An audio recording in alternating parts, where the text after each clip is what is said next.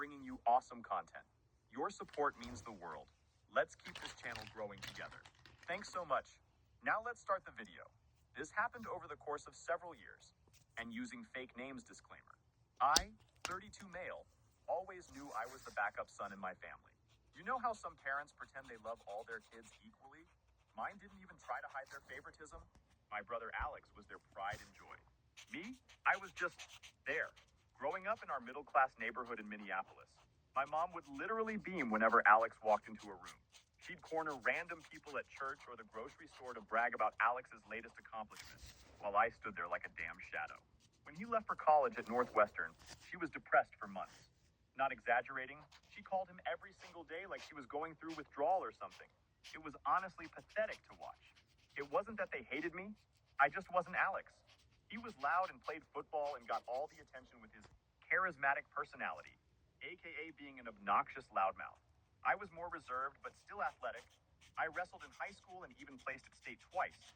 But somehow my trophies ended up in the basement, while Alex's participation ribbons from elementary school football got prime display space in the living room.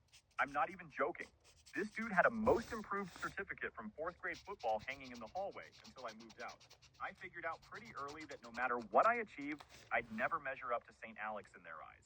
Even when I graduated with honors in business management and landed a solid job at a medical equipment distribution company, my mom's response was, "That's nice, honey.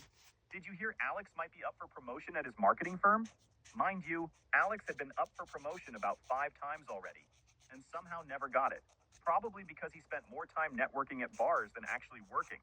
But my parents would never acknowledge that. The worst part? I accepted it.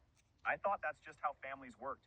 Someone gets to be the golden child, and someone has to be the spare. Guess which role I got stuck with?